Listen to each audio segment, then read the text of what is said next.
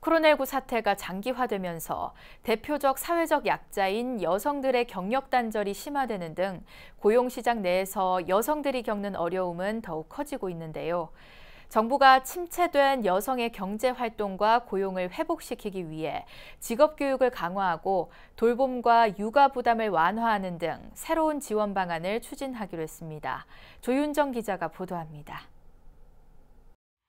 한국경제연구원이 최근 발표한 2019년 기준 우리나라 여성 고용률은 57.8%로 OECD 37개 회원국 가운데 거의 꼴찌에 가까운 31위입니다.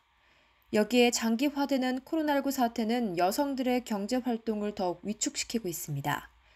물론 지난해 남성 취업자 수도 2019년 대비 8만 2천여 명 줄어들었지만 여성 취업자 수가 같은 기간 13만 7천 명이 감소한 데 비교하면 2배 가까운 차이를 보입니다. 이처럼 고용시장 내에서 여성들이 겪는 어려움이 커지자 정부는 여성 경제 활동을 촉진시키기 위한 지원 방안을 발표했습니다.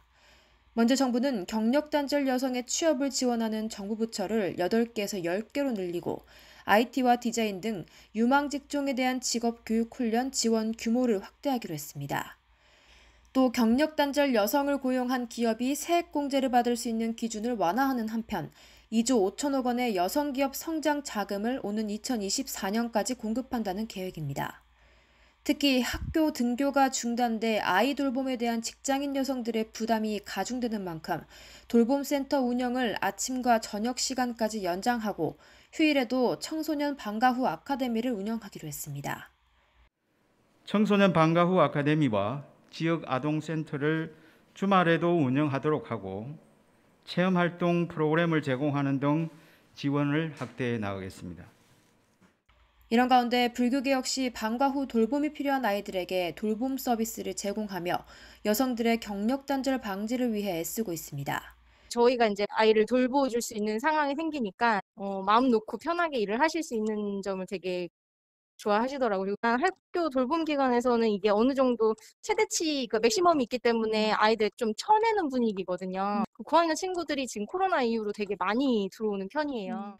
다만 불교계 운영센터들의 경우 대부분 사회 취약계층을 우선으로 하는 만큼 지역사회와 합심해 돌봄 서비스를 확대해야 한다는 지적도 나옵니다.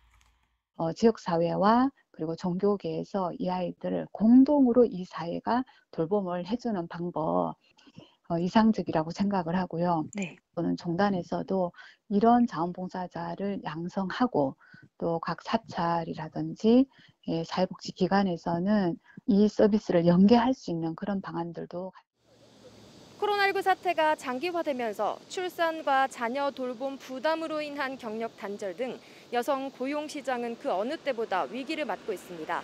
정부가 새롭게 마련한 지원 방안이 성평등한 노동 환경 조성에 마중물이 돼 침체된 여성 고용 시장에 활력을 불어넣어 줄 수 있을지 주목됩니다. BBS 뉴스 조윤정입니다.